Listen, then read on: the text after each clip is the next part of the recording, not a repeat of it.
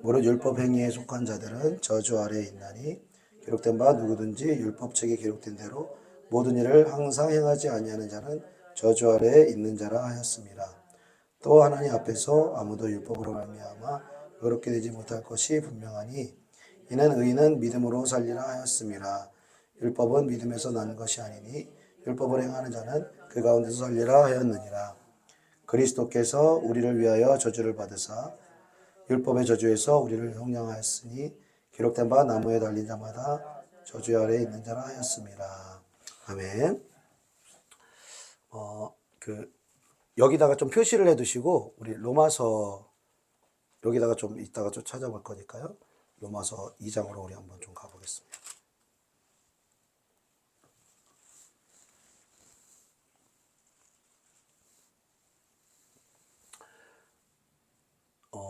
로마서 2장을 처음부터 읽진 않고 이제 그 필요한 부분에 따라서 저희 같이 읽어 나아갈 텐데요.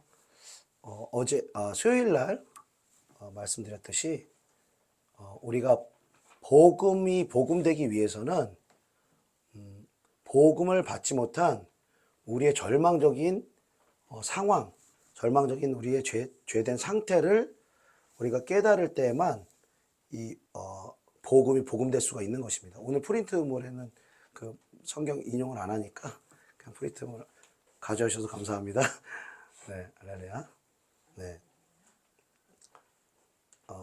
그래서 지난 수요일과 같이 오늘도 하나님의 말씀을 통해서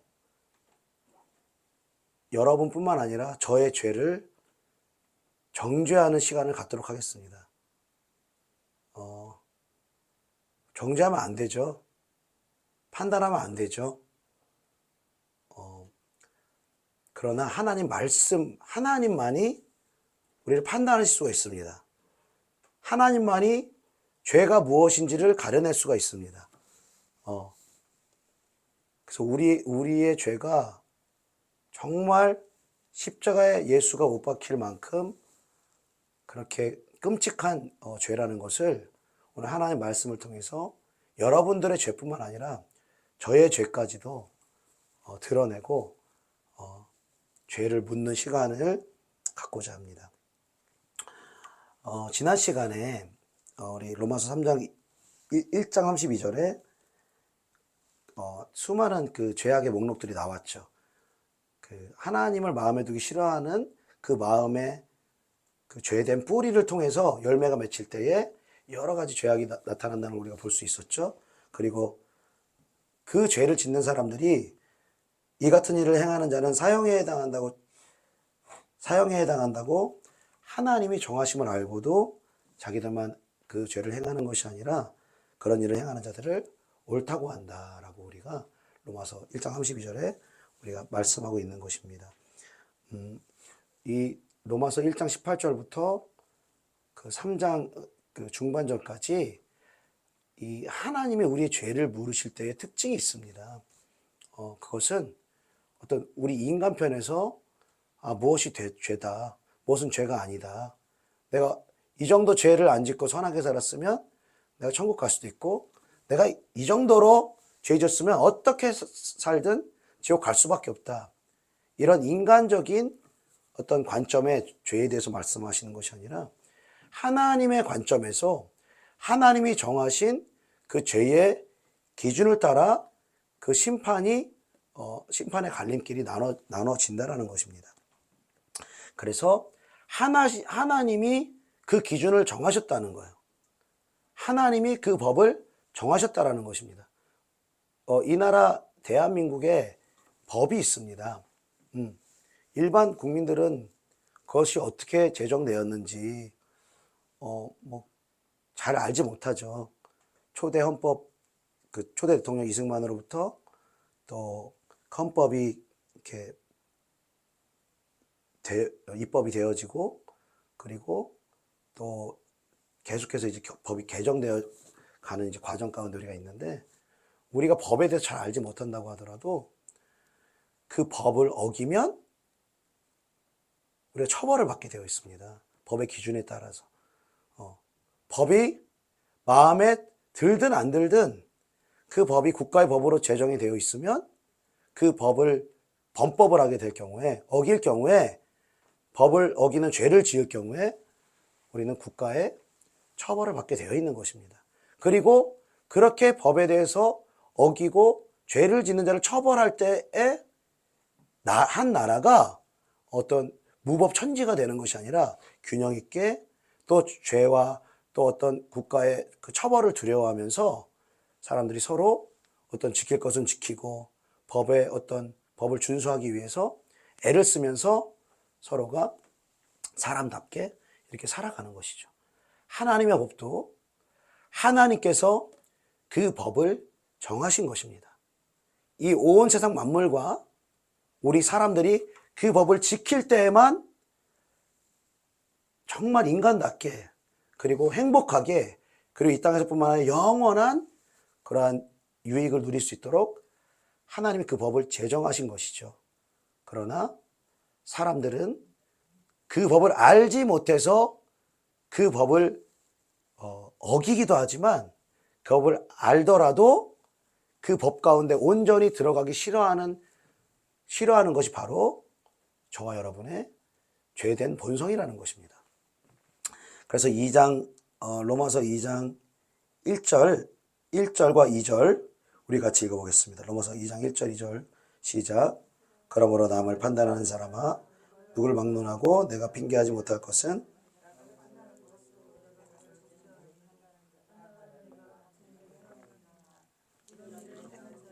하나님의 심판이 진리대로 되는 줄 우리가 아노라. 아멘. 로마서 1장 마지막 부분에 많은 죄의 목록을 열거하면서 그러면서 우리에게 말씀하십니다. 남을 판단하는 사람아, 판단이라는 게 여기서 영어로 보면 저지라고 말을 하거든요. 그러니까 심판하는 자리, 재판관의 자리에 앉는다라는 의미인 거예요. 판단한다는 거는. 그래서 누구를 막론하고 우리가 누군가를 판단한다는 것은 누군가를 죄에 의해서 심판받아야 된다라고 생각하고 그 죄를 물은다라면 우리 스스로 우리 자신을 정죄하고 판단하는 일이라고 말씀하시는 것입니다. 인간의 측면에서는 왜 크고 작은 죄가 없겠습니까? 조금 더 우리가 죄인이더라도 우리는 그래도 뭔가 저 무자비하고 무지막지한 그 살인이나 간음이나 도덕질이나 사기나 이런 죄 짓는 사람보다는 그래도 나는 좀 더 얕은 죄를 짓고 교양 있고 또 충분히 그런 험악한 죄를 짓는 사람들에 대해서 판단할 자격이 있다라고 우리 스스로 생각할 수 있는 부분이 우리 모두에게 있죠. 그러나 하나님은 2절에 보니까 그렇게 남을 판단하는 사람은 하나님의 심판이 진리대로 된다라고 말씀하시는 것입니다. 그러니까 무슨 말입니까? 내가 다른 사람을 심판하고 판단할 자격이 있다는 것입니까? 없다는 것입니까? 없다는 거예요. 왜? 나도 인간 편에서 보면 조금 더 크고 조금 더 낮은 죄일 수 있지만 우리가 중요한 건 인간 편에서 그 선한 게 중요한 게 아니에요. 하나님 앞에서 봤을 때는 우리 모두가 죄인이라는 것입니다. 그리고 하나님도 우리의 죄를 용서하시기를 원하세요. 우리를 정죄하기를 원하지 않으세요. 그래서 우리 죄를 용서하시고 그 모든 죄의 정죄를 저와 여러분에게 돌리지 아니하시고 그 아들 예수께 돌리신 거예요.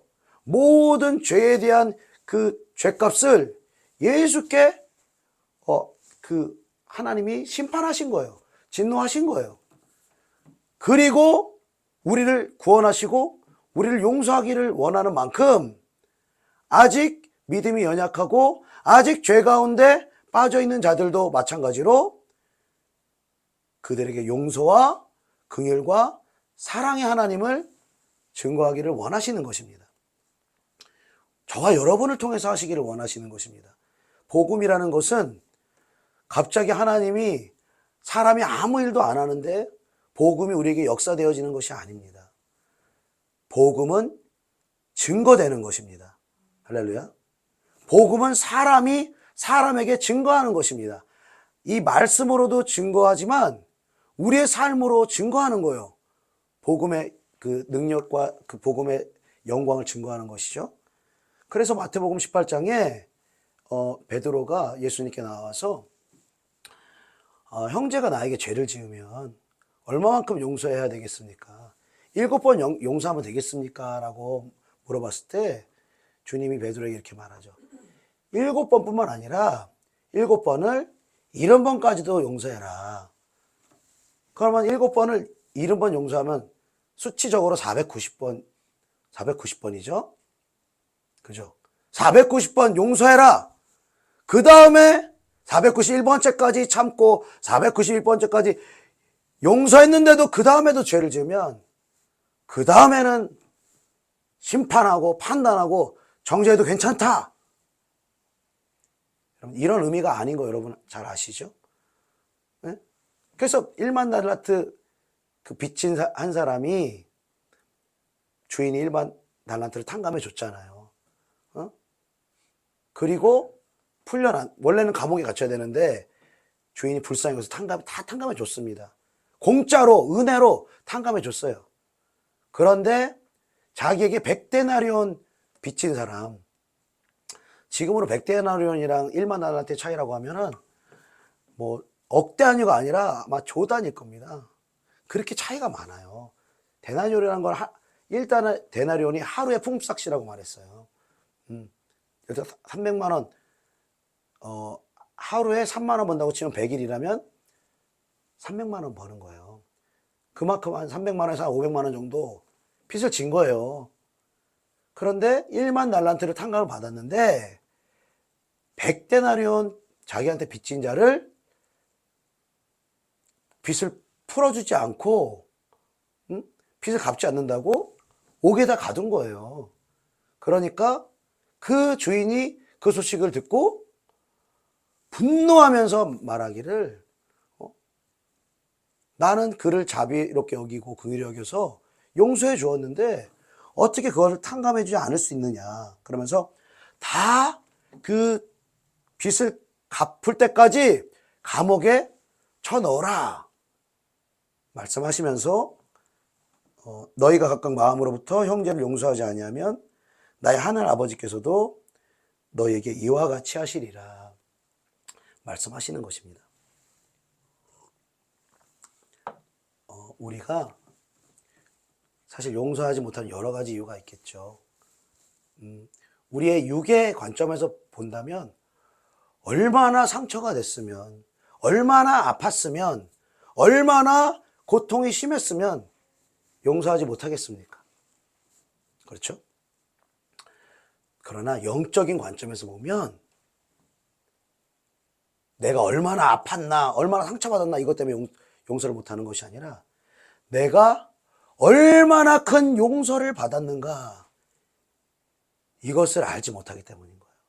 내가 얼마나 내 죄로 인하여서 치르신 그분의 대가가 얼마나 무서운 것이었는가 이것을 내 영으로 깨달은 만큼만 우리는 조건 없이 용서할 수가 있는 것입니다. 그 용서의 은혜가 이번 십자가 복음을 나누는 가운데 우리 모두에게 새겨질 수 있기를 축복합니다. 자, 그리고 다른 사람들을 판단한다고 생각했을 때 그 판단과 정죄가 나에게 돌아온다고 했어요. 그 사람을 용서하지 않으면 용서하지 않은 그 죄에 묶인 것 저주가 나에게로 온다라고 말씀을 하시는 것입니다. 그런데 우리가 나한테는 좀 간대한 게 있어요. 우리 스스로가 내 죄는 용서해 주시고 용서 받아야 되고 용서 안 해주시면 안 됩니다 하면서도 다른 사람의 허물과 다른 사람의 죄악에 대해서는 저것까지 내가 용서해 줘야 되나? 저것까지 죄를 묻지 말아야 되나? 이렇게 생각하는 우리 안에 이기심들이 있다는 것이죠. 우리가 지금 그 미국과 한미 동맹을 맺고 있는데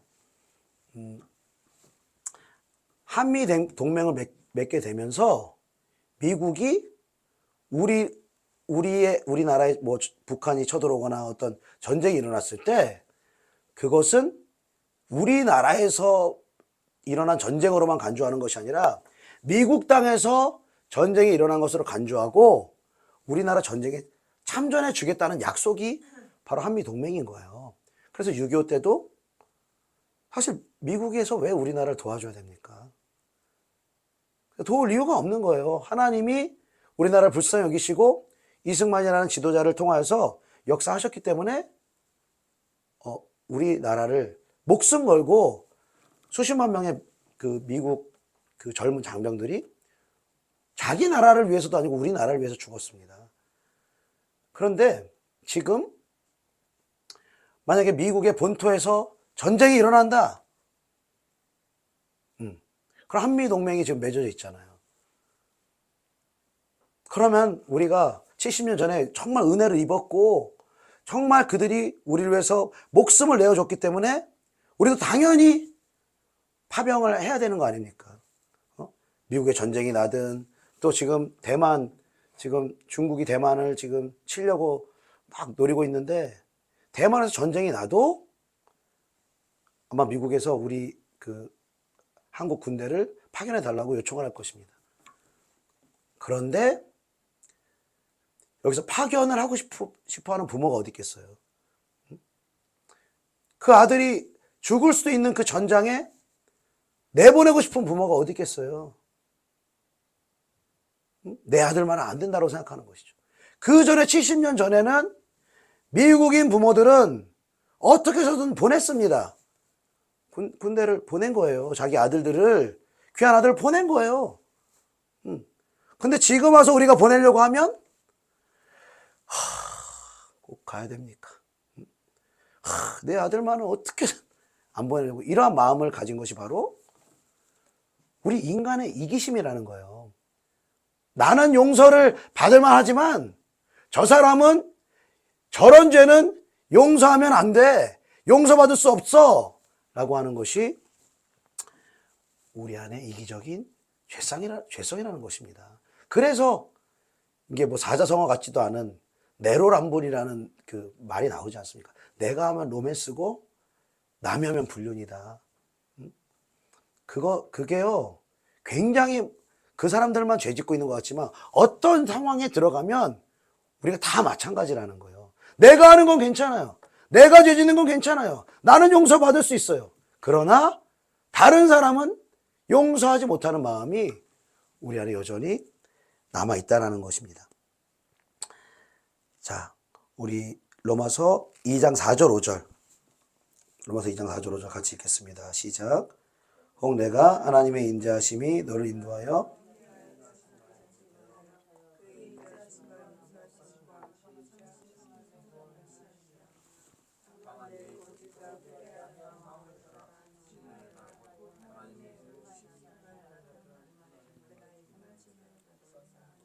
아멘. 하나님께서는 우리를 용서하시기를 원하십니다. 우리의 죄를 사해 주시기를 원하시는 줄로 믿습니다. 그래서 우리의 죄를 사해 주시기 위해서 우리의 죄를 회개하기를 원하시는 거예요. 우리의 죄를 인정하고 예수를 나의 전부로 받아들이기를 원하시는 것이죠. 그러나 인간은, 또 저와 여러분의 죄성은 회개하기를 원치 않는 거예요. 죄가 드러나기를 원치 않는 거예요. 십자가도 깊이 있게 부딪혀지기를 원치 않는 거예요. 그냥 교리적으로 우리가 다 알잖아요. 예수님이 나를 위해서, 나의 죄를 위해서 죽으셨다. 그 이상으로 나아가고 싶지는 않은 거예요. 그냥 교리적으로 믿고 세례받고 다 그냥 동의하고, 그러나 내 삶으로는 십자가를 지고 살아가지 않는 삶, 내 삶으로는 하나님의 말씀보다 내 생각을 앞세워 사는 삶, 그 진리에 깊이 있게 부딪혀서 회개하려고 하지 않는 마음이 우리 안에 있다는 것입니다. 그런 우리를 하나님은 인자하심과 용납하심과 길이 참으심으로 우리를 회개케 하는 자리로 인도하신다는 것입니다. 그러나 5절에 보니까 우리의 고집이 회개하지 않는 마음을 따라서 계속해서 죄를 짓고 있는 가운데 하나님의 심판의 날, 우리의 모든 목숨이 끝나고 이 세상의 마지막이 다가오는 그날 하나님 심판하시는 그 진노를 우리에게 쌓는다라는 것조차 우리는 모르고 살아간다는 거예요. 여러분, 고집이라는 게 무엇입니까? 고집은 내가 옳다고 하는 생각에서 출발을 하는 거예요. 내가 옳아. 그리고 누가 어떤 말을 하더라도, 진리가 선포되더라도 그것으로 나를 고치고 변화시키려고 하지 않는 마음, 그것이 바로 고집인 것입니다. 그래서 사무엘상에 보면은 완고한 마음은 우상에게 절하는 것과 같다라고 말하는 거예요. 이 마음의 고집과 완고함은 하나님을 밀어내는 그러한 죄성이라는 것입니다.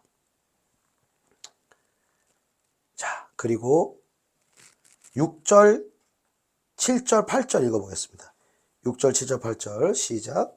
하나님께서 각 사람에게 그 행한 대로 보응하시되 참고 선을 행하여 영광과 존귀와 썩지 아니함을 구하는 자에게는 영생으로 하시고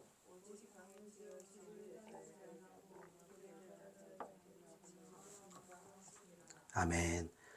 자, 하나님께서는 각 사람이 행한 대로 보응한다라고 말씀하시면서 7절에 참고 선을 행하는 자에게는 영생으로 하신다라고 말씀하셨습니다.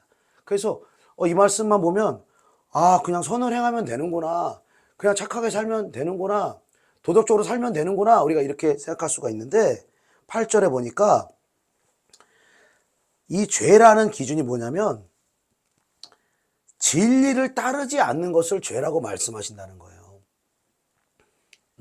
사람 편에서 선하고 도덕적으로 살고 이것을 선이라고 말씀하시는 것이 아니라 진리를 따르는 것을 선이라고 말씀하시고 진리를 따르지 않는 것을 불의를 따른다, 죄를 짓는다라고 말씀하시는 거예요. 그래서 진리를 따라서 7절에 영광과 존귀와 썩지 아니하는 영원한 것을 구하는 자에게는 영생으로 하시고, 그리고 진리를 따르지 않고 당을 지어서 진리를 반대하고 불의를 따르는 자는 진노와 분노로 하신다라는 것입니다.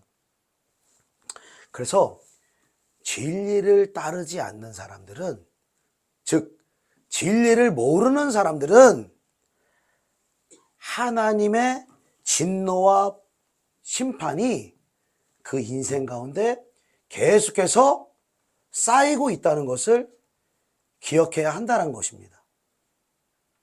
왜? 하나님의 심판의 기준이 사람에게 있는 것이 아니기 때문에, 하나님이 이 세상을 운행하시기로 작정하신 그 하나님의 법인 진리에 따라서 심판이 되기 때문에, 진리에 따라서 영생이 주어지기 때문에 그 진리를 우리가 알아야 하는 줄로 믿습니다. 그래서 우리가 진리를 모를 때는 우리가 죄를 짓는다고 알지 못하면서도 죄를 지으며 하나님을 반대하며 우리에게 진노를 쌓고 있는다라는 거예요. 그리고 진리를 모르는 사람들에게는 9절 보니까 악을 행하는 각 사람의 영에는 환난과 공고가 있다. 자, 진리를 떠나 죄를 짓는 사람은 그 즉시는 죄 때문에 즐거울 수도 있어요. 짜릿할 수도 있어요. 어떤 죄 때문에 어떤 쾌감을 느낄 수도 있어요. 그러나 죄를 지으면 지을수록 그 사람의 마음에는 환난과 곤고가 있을 것이다 라고 주님이 정하신 거예요. 주님이 정하신. 그러니까 아무리 돈을 벌어도 아무리 성공해도 사람이 채워질 수 없는 이유가 바로 여기 있는 것입니다. 하나님이 정하시기를 계속해서 하나님의 진리를 벗어나 죄된 삶을 살면 그의 마음과 영혼이 환난과 곤고가 있을 수밖에 없다라는 것입니다. 저와 여러분이 예수를 알기 전에, 그리고 진리의 말씀을 따르기 이전에는 반드시 저와 여러분 안에 죄로 말미암은 환난과 공고가 차곡차곡 쌓여가고 있는 인생이 될 수밖에 없다는 것입니다. 그래서 수많은 젊은 세대들이 각종 죄에 중독되고 또 세상을 사랑하며 누릴 수 있는 많은 것들을 누리지만 그들이 만족할 수 없는 것은 이 마음에 환난과 곤고가 있기 때문인 거예요. 육의 것으로 만족할 수가 없는 거예요. 왜? 마음이 힘들거든요. 마음이 너무너무 우울하거든요. 답답하거든요. 이 마음이 답답하고 우울한 것은 죄로 말미암은 것인데, 죄로 말미암은 것은 예수와 성령을 통해서만 해결될 수가 있는 것이기 때문에 예수 앞으로 그들이 나오지 않으면 그들의 삶에 온전한 만족이 있을 수가 없다는 거예요. 나는 돈 많이 벌면, 나는 성공하면, 나는 결혼하면, 나는 행복한 가정이 생기면 행복하겠지라고 하지만 결코 그럴 수가 없는 거예요. 이 마음의 곤고와 이 환난은 살아계신 하나님만이 처리하실 줄로 믿습니다. 그리고 그 마음의 환난과 공고를 해결하기 위해서 주님 우리에게 복된 소식으로 예수 그리스도를 우리 가운데 보내주셨다라는 것입니다. 할렐루야. 그 복음을 믿을 때, 그 복음이 내 것이 되어질 때, 복음이 실제가 되어질 때 우리 마음의 환난과 공고가 사라지고 그 마음의 고통으로부터 구원받게 될 줄로 믿습니다. 자, 10절에 선을 행하는 사람, 하나님의 진리를 따라 행하는 사람은 영광과 존귀와 평강이 있을 것이다. 하나님이 정하신 거예요. 그의 삶에 영광이 있고 존귀가 있고 마음에 평강과 기쁨이 넘친다는 거예요. 사람은 마음이 기뻐야 기쁠 수 있는 거예요. 마음이 기쁘면 좀 못 먹어도 괜찮아요. 조금 환경이 나빠도 괜찮아요. 왜? 속에서 계속해서 하나님 주시는 기쁨과 생수가 올라오기 때문에 이 환경적인 게 조금 부족해도 상관이 없습니다.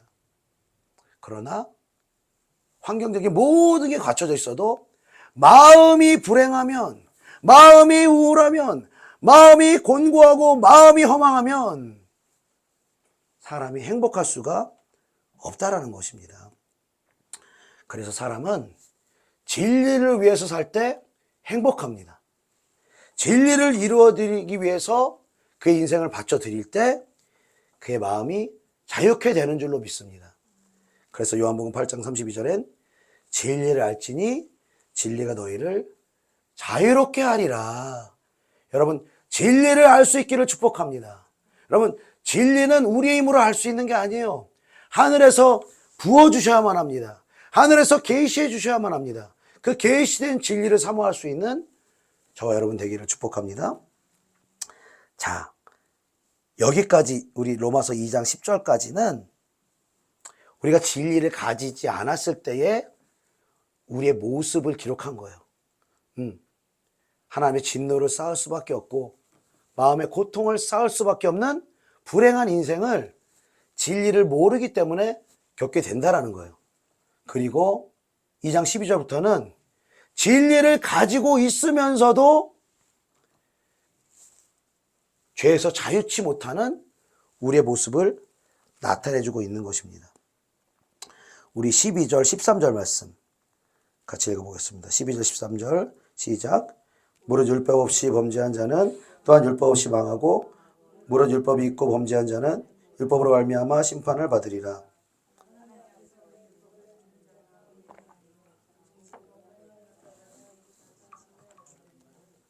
아멘. 율법 없이 범죄하면, 그러니까 하나님의 진리의 말씀 없으면 죄를 범할 수밖에 없잖아요. 하나님의 앞에서는 죄인이 될 수밖에 없습니다. 그리고 율법, 즉 하나님의 말씀을 가지고 있는 자가 범죄하면 하나님의 말씀에 나와 있는 그 진리가 그 율법을 범하면 심판을 받게 될 것이라는 하나님의 기준에 의해서 심판을 받을 수밖에 없다라는 거예요. 여러분, 하나님 앞에서 의인이라고 한다면 율법을 그냥 어떤 사람들보다 말씀을 조금 더 많이 지키지만 어떤 영역에서는 못 지킵니다. 그래가지고는 하나님 앞에 의인으로 설 수가 없다는 거예요. 하나님 앞에 하나님 앞에 의인으로 서려면은 율법을 다 지켜야 되는 거예요. 다. 여기서 우리의 생각하고 부딪힘이 일어나는 거예요. 구약 성경을 보세요. 좀 잔인할 만큼 하나님이 별일 아닌 것 같은데 이렇게 심판하셨나? 나답과 아비후가 하나님이 제정하시지 않은 다른 불로 제사 드렸을 때 인간의 기준에서 좀 다른 불로도 드릴 수 있죠. 근데 하나님의 기준에서는 이 진리의 말씀에 따라 다른 불로 드리는 자는 심판을 받으리라 말씀하셨으면 그대로 심판하시는 것이 하나님의 공의인 것입니다. 그래서 우리 갈라디아서 아까 3장 말씀 다시 한번 좀 찾아봅시다. 로마서 2장 좀 표시해 두시고 갈라디아서 3장 말씀, 갈라디아서 3장 10절 3장 10절 같이 있습니다. 시작. 무릇 율법 행위에 속한 자들은 저주 아래에 있나니 기록된 바 누구든지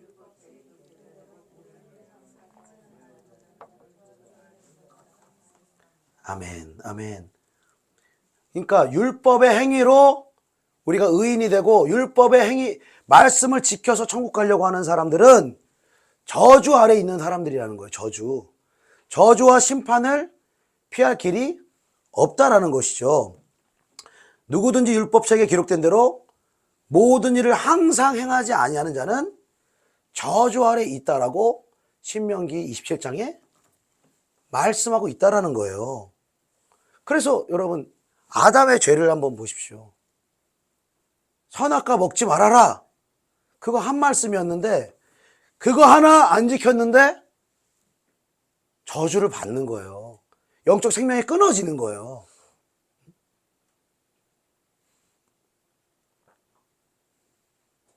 그래서 우리가 하나님의 말씀을 지켜가지고 천국 갈 사람이 있다는 것입니까? 없다는 것입니까?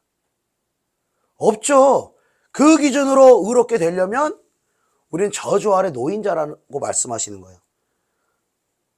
그런데 11절, 갈라디아서 3장 11절 같이 있습니다. 시작. 또 하나님 앞에서 아무도 율법으로 말미암아 의롭게 되지 못할 것이 분명하니 아멘. 자, 하나님 앞에서는 말씀을 지켜서 의롭게 되지 못하는 것이 분명하니 의인은 믿음으로 살리라 하였습니다. 하박국 3장 말씀을 인용한 것입니다. 의인은 믿음으로 말미암아 살 것이니라. 이 말씀을 로마서 1장 17절에는 복음에는 하나님의 의가 나타나서 믿음으로 믿음이 이르게 하나니 기록된 바 오직 의인은 믿음으로 말미암아 살리라 함과 같으니라. 아멘. 하나님이 우리를 의인되게 하시는 것은 우리의 행위로 의인되는 것이 아니라 복음에 나타난 하나님의 의를 믿을 때에 우리가 의롭게 된다라는 것입니다. 할렐루야. 그러니까 하나님이 우리를 의롭게 만드시고 우리를 구원하시고 우리를 천국에 보내시는 것도 하나님이 제정하신 법 안에 있다라는 거예요. 말씀을 지키라고 하신 것도 하나님 법 안에 있지만 그 말씀을 지키는 것으로 즉 우리 스스로의 의와 우리의 선과 우리의 노력으로는 그 하나님의 의에 이룰 수 없다라고 말씀을 하시고 하나님이 사람을 의롭게 하시는 그 복음이라는 것을 우리에게 제시해 준다라는 것입니다. 그 복음을 알 때, 그 복음을 들을 때, 그 복음을 내 것으로 믿을 때에 우리에게 구원의 역사가 일어나는 줄로 믿습니다. 자, 우리 로마서 2장으로 다시 좀 돌아옵시다. 로마서 2장에 17절부터 24절까지는 하나님의 말씀을 가지고 있는 저와 여러분이 하나님의 말씀을 의지하기도 하고 하나님의 말씀을 자랑하기도 하고 때로는 하나님의 말씀을 가르치기도 하는데 하나님의 말씀을 의지하고 자랑하고 가르치는 저와 여러분이 그 하나님의 말씀대로 살아가지 않는다라는 거예요. 말씀대로 살아가지 않으면서도 다른 말씀대로 살아가지 않는 사람들을 똑같이 판단하고 똑같이 비난하고 똑같이 정죄하는 죄를 우리가 범하고 있다는 것입니다.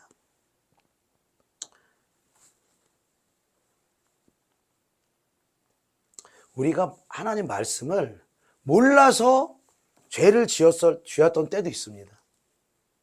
그러나 지금은 많은 부분 우리가 하나님 말씀을 알고 또 알아가고 있습니다.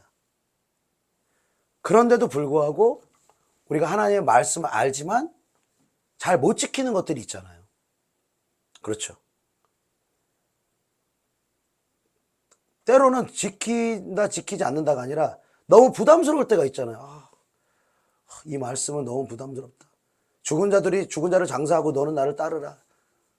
이런 말씀 인간관계 다 끊으란 말입니까? 이걸 절대적으로 획일화해서 적용하는 건 아닙니다. 그러나 영적으로 정말 필요하고 분별해야 될 때, 영적으로 정말 지켜야 할 때, 그때는 정말로 영이 죽어있는 자들로 죽은 자를 장사하게 하고 우리는 주님을 따라야 할 때가 있을 수 있다는 거예요. 자, 하나님의 말씀을 한 가지만 범해도 거룩한 하나님의 공의는 우리를 심판한다는 거예요. 그러면 왜 이렇게 하나님은 왜 이렇게 까다로운 기준을 만들었나? 응? 하나님께서 그 기준을 다 만드시기 전부터 해결책을 다 제시를 해놓으셨어요.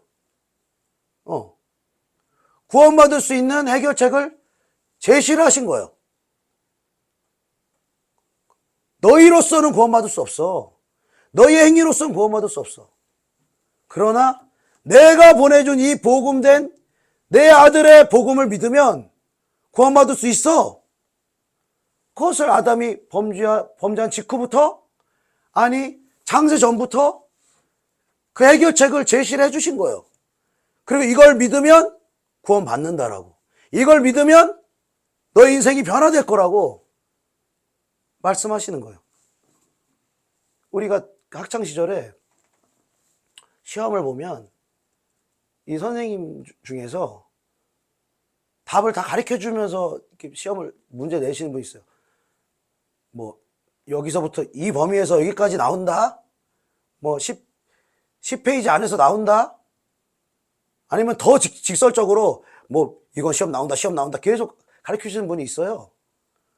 근데 반 애 중에서 그걸 그냥 나는 그냥 시험 상관없고 그냥 내 방식대로 할래, 그냥 뭐 어떻게 되겠지 라고 그렇게 자기 방식대로 공부하면 선생님이 답을 알려주고 해결책을 알려주고 이대로 공부해라 해서 그 공부한 사람하고 자기 방식대로 공부한 사람하고 성적 누가 더 잘 나옵니까? 알려준 대로 한 사람이 잘 나오는 거예요. 그리고 나중에 시험 결과를 자기 방식대로 한 다음에 안 나온 사람이 선생님 어떻게 그럴 수가 있습니까? 어떻게 쟤만 성적 잘 주고 나는 왜 성적 못 줍니까? 마치 이와 같다는 거예요. 하나님이 우리를 구원하시고 우리를 변화시키시고 우리를 새롭게 하실 복음을 이미 다 해결책을 제시해 주셨어요. 그리고 그 해결책을 다른 사람을 통해서 제시해 준 게 아니라 하나님 자신이 본인이 그것을 해결하기 위해서 이 땅에 내려오셨다는 거예요. 우리를 구원하시기 위해서 그 해결책이 되시기 위해서 생명을 내어주셨다는 거예요. 그럼에도 불구하고 이 복음을 받아들이지 않는 사람의 죄성이 있다는 거예요. 그 복음을 받아들일 수 없게 하는 어둠의 치열한 공격들이 있다라는 것입니다. 여러분, 그 복음을 생명으로 받아들일 수 있길 축복합니다. 여러분, 이 복음은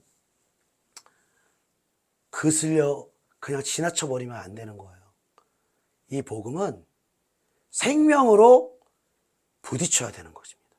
생명으로 받아들여야 하는 것입니다. 그 복음이 실제가 될 때까지. 여러분, 복음이 실제가 되면 여러분 어떻게 우리가 변화되냐? 아까 우리가 찬양들을 쭉 했는데 그 가운데서는 뭐 이런 찬양도 있었죠. 오직 주만 바라보고 나의 삶을 주께 드리리. 그런 가사도 있었고, 오직 예수, 주님만이 나의 삶의 이유. 그런 우리가 찬양을 했어요. 찬양할 때 우리가 막 신나서 막 오직 예수, 주님만이 나의 삶의 이유 할 수 있어요. 그러나 우리가 세상으로 나아갔을 때 정말 오직 주님만이 내 삶의 이유냐고. 여러분, 이 질문 앞에 여러분이 직면을 하셔야 합니다. 시간에. 정말 오직 주님만 바라보며 나의 삶을 다 드리길 원합니다. 더 드리길 원합니다. 다 주님의 것입니다. 정말 우리가 우리의 삶으로 주님께 그렇게 하기를 원하는지 우리가 이 시간을 통해서 직면해야 된다는 거예요. 이것이 여러분 우리의 찬송의 고백은 될지언정 우리의 삶의 고백이 삶의 자발적인 기쁨의 고백이 되어지지 않는다면 우리는 십자가를 거스른 것이라고 할 수 있다는 거예요. 교리적으로만 어떤 그냥 우리가 고백하는 것으로만 그쳐버린 걸 수 있다는 것입니다. 그래서 이 복음은 사람의 어떠함에 구원의 기준이 있지 않습니다. 여러분, 우리 자신의 행위에 구원의 기준을 둔다면 어떠한 하나님의 관점처럼 하나님의 말씀을 다 지켜야 된다 이런 관점이 아니고 인간적인 어떤 관점이 있다고 생각을 해봅시다. 어떤 굉장히 도덕적이고 굉장히 의로운 어떤 사람들이 어떤 기준을 정해놨다고 칩시다. 우리가 그 기준에 도달하지 못하면 여러분 어떡할 것입니까? 여러분 이슬람 교도처럼 구원받기 위해서 여러분 5번씩 하루에 기도하십니까? 불교도들처럼 늘 참선하고 자기를 비우고 막 108번뇌하고 막 고행을 하고 여러분 그렇게 하십니까? 가톨릭의 구원처럼 그 가톨릭 교리를 온전히 따르고 선행을 하고 구제하기 위해서 힘쓰고 여러분 그렇게 하고 있습니까? 어떤 종교에서 내놓은 어떤 구원의 기준만 하더라도 저와 여러분을 포함한 많은 사람들이 구원에서 탈락을 해버려요, 여러분. 도덕적으로 타고나지 않게 태어난 사람들은 어떡합니까? 인격적으로 부족한 어떤 부모 밑에서 그런 유전자를 받고 태어난 그런 사람들은 어떡합니까? 당연히 구원받을 기회가 있어요, 없어요? 없어요. 사람의 어떤 의로움에다 기준을 두면 일단 태생부터 구원받지 못하는 사람들이 얼마나 많은지 몰라요. 그리고 저와 여러분조차 그 구원을 장담할 수가 없어요. 아무리 애쓰고 힘써도 여러분 인간적으로 붓다나 간디나 이런 성인이라고 말하는 사람들만큼 우리가 의로워질 수 있겠습니까? 심지어 우리가 젊은 사람들도 이렇게 예를 들어서 유재석 대단하다, 유재석 의롭다, 유재석 착하다. 그럼 유재석을 기준으로 두면 우리가 구원을 받을 수 있냐라는 확신이 없다는 거예요. 그러나 복음은요, 너무 공평해요. 복음은 태생도 상관없어요. 내 부모로부터 조금 안 좋은 DNA를 받아도 상관없어요. 그리고 정말 죄를 사랑했고 죄를 많이 지었고 정말 극악무도한 어떤 사람으로부터 용서 못 받을 죄를 지었더라도 복음은 뭐라고 말하냐면 복음은 믿는 자에게 구원을 주시는 게 아니라 모든 믿는 자에게 구원을 주시는 하나님의 능력이 됨이라. 여러분, 그래서 하나님의 구원은 가장 공평한 것입니다. 여러분, 우리 개인의 죄성으로 보면 왜 하나님 그렇게 구원의 기준을 까다롭게 하십니까? 이렇게 할지 모르지만 하나님이 가장 많은 사람들을, 모든 사람들을 구원할 수 있는 동일한 방식으로 복음이라는 것을 제시하셨다라는 거예요. 그리고 그 복음이 내 것이 된 사람들, 복음으로 구원받은 사람들, 복음의 감격을 누린 사람들은 복음을 전할 수밖에 없는 거예요. 복음을 증거하기 위해서 관계를 하는 거예요. 복음을 위해 살고 복음을 위해 죽는 삶을 사는 것입니다. 그리고 그 로마서 2장의 뒷부분에 가면 할례에 관련된 얘기가 나와요. 할례. 할례라는 것은 그 아브라함이 그 하나님과 언약을 새롭게 체결하면서 이제 너와 너의 민족을 할례를 받아라. 그러면 그것이 내 언약 백성임을 이제 인쳐주는 것이다라고 이제 구약 성경에서 약속을 받은 것이죠. 이 시대에 우리가 할례라고 한다면 저는 세례나 혹은 직분을 받는 것을 그 당시에 할례로 표현할 수가 있을 것 같아요. 우리 로마서 2장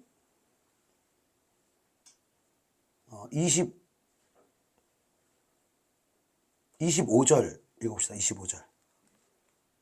2장 25절 시작. 내가 율법을 행하면 할례가 유익하나 만일 율법을 범하면 내 할례는 무할례가 되느니라. 아멘. 자, 이것을 우리 그리스도인의 용어로 바꿔서 설명하면 네가 세례를 받았느냐?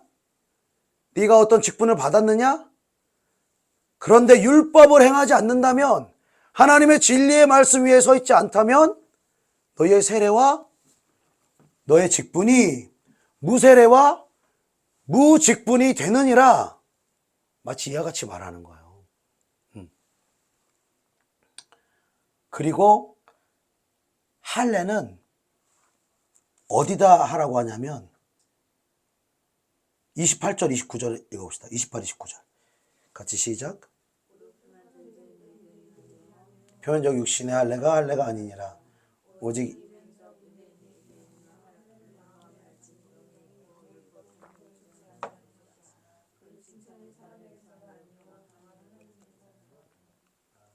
아멘. 자, 할례는 표면적으로 겉에다가 하는 게 아니고 속에다가 하라는 거예요. 표면적 유대인이 아니고, 즉 표면적 크리스찬이 아니고 표면적 육신의 세례가 아니다, 이렇게 말씀을 하시는 거예요. 그냥 우리가 세례 받았다고 다 구원 받았다, 다 천국 갔다, 이런 거는 하나님의 뜻이 아니라는 거예요. 세례는 어디다 받아야 된다는 거예요. 마음에 받아야 된다. 마음에. 오직 이면적 유대인이며 할례는 마음에 할지니 영에 있다라는 건 무슨 말이냐면 영적인 작용이라는 거예요. 마음의 세례를 받는 것은 영적인 작용이라는 거예요. 즉, 그 마음의 세례를 받는다는 게 뭐예요, 여러분? 실제적으로 예수를 나의 구주요 임금으로 모시는 믿음을 말하는 거예요. 그냥 고백만 하는 게 아니에요. 그냥 고백만 하고 사람들에게 인정받고 환호받고 그냥 세례 교인 되고, 교회에서는 세례 교인 될 수 있어요. 그러나 세례를 받았다고 천국의 백성이 되는 것은 아닐 수 있다라는 것입니다. 천국의 백성이 되는 것은 영에 있는 것이라고, 즉 하나님이 주셔야 된다라는 거예요. 사람이 세례 준다라고 되는 게 아니라, 세례를 줄 때 영이 역사하면은, 그러니까 목사님을 통해서 세례를 받더라도, 똑같은 세례를 받더라도 자주 있는 일은 아니지만 세례를 받으면서도 성령이 운행할 수가 있어요. 그 사람이 예수를 믿는 믿음이 생길 수도 있어요. 그러면 그 세례는 마음에 된 거예요. 마음의 세례를 받은 거예요. 왜? 영으로서 하나님이 하신 거기 때문에. 그러나 율법적으로는 되지 않는다는 것은 내가 힘써서 되는 것이 아니라는 거예요. 내가 말씀 지키려고 하고 내가 애쓴다고 하고 내가 봉사 많이 하고 이렇다라고 우리 안에 세례가 주어지지가 않는다라는 거예요. 그래서 여러분, 십자가를 그슬린 사람들은 사람의 인정을 더 바랍니다. 사람이 인정하는 것을 그쪽으로 나아가게 돼 있어요. 사람이 나를 환호해주고 나를 인정해주고 나를 알아주고 그러면 거기에 열심을 내는 거예요. 봉사를 하든 헌신을 하든 뭘 하든 진리랑은 일단 상관이 있든 없든 사람이 원하는 것, 사람이 요구하는 것을 하는 거예요. 그러나 십자가가 실제가 되고 십자가에서 온전히 자신의 죽음을 경험하게 된 사람은 사람의 칭찬이 아니라 하나님의 인정과 칭찬을 더 바라게 된다는 것입니다. 하나님을 경외하는 삶이 여기서부터 가능한 거예요.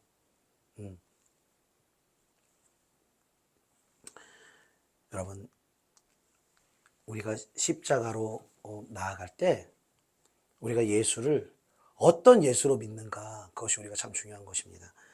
사도행전 5장 31절에는 이스라엘에게 회개함 것이 사함을 주시려고 그를 오른손에 높이사 임금과 구주로 삼으셨느니라. 하나님께서 예수를 십자가에 못 박아 주시고 또 부활하게 하신 것은 우리에게 임금과 구주가 되게 하시려고 예수를 십자가에 내어주셨다는 거예요. 그러니까 그분이 우리의 임금이라는 건 뭐냐면 우리가 하나님 말씀에 대한 의문점이 많을 수도 있어요. 아, 왜 꼭 그렇게 해야 됩니까? 왜 하나님은 그렇게 죄에 대해서 엄격하게 다루십니까? 왜 복음으로만 구원받게 하십니까? 왜 하나님이 이 세상에 많은 불의한 일들이 있게 하십니까? 막 하나님께 왜? 우리가 그렇게 말할 수도 있겠죠. 그러나 여러분, 우리가 이렇게 하나님 앞에 말을 한다면은 그 사람은 아직 십자가를 통과한 사람이 아니에요. 십자가를 통과한 사람은 왕의 법이 진리가 된 사람입니다. 진리가 결론이 된 사람이에요. 내가 어떻게 생각하든 내 감정이 어떻든 이 세상을 돌아가는 게 어떻든 인간이 보기에 하나님이 선하든 나쁘든 십자가에 정말로 못 박혀 예수와 함께 죽은 사람은 진리가 결론이 된 사람인 거예요. 진리가 옳습니다. 하나님 말씀이 옳습니다. 하나님이 공의로우시고 하나님이 지혜로우시고 하나님 하신 것이 다 옳습니다. 아멘으로 하나님의 모든 말씀에 화답하게 되는 거예요.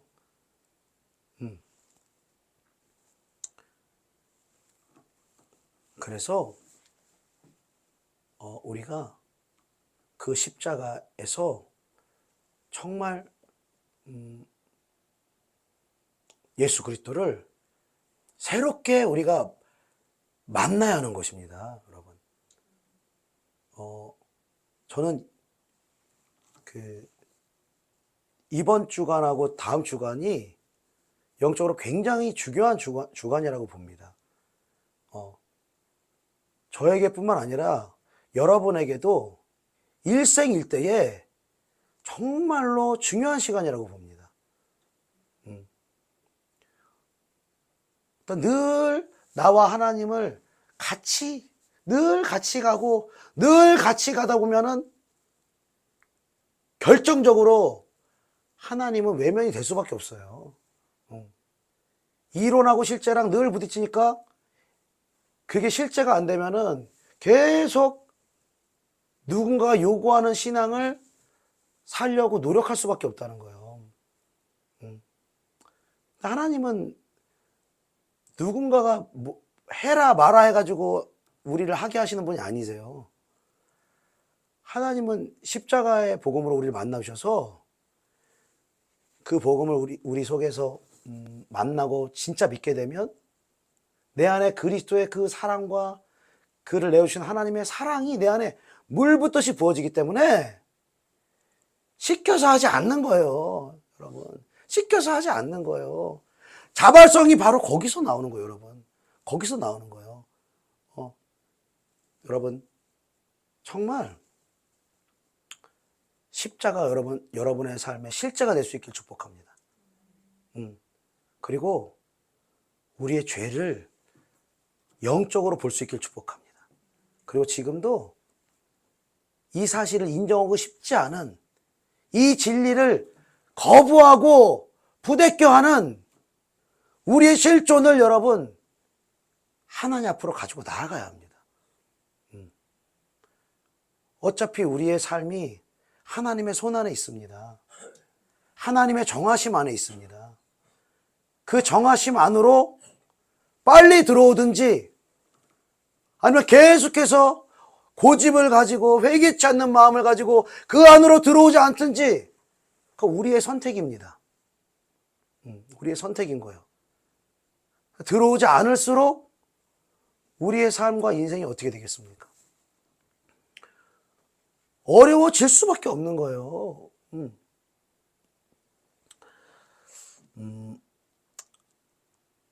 우리 좀 같이 기도할 텐데요. 이 찬양 우리 다시 한번 같이 합시다.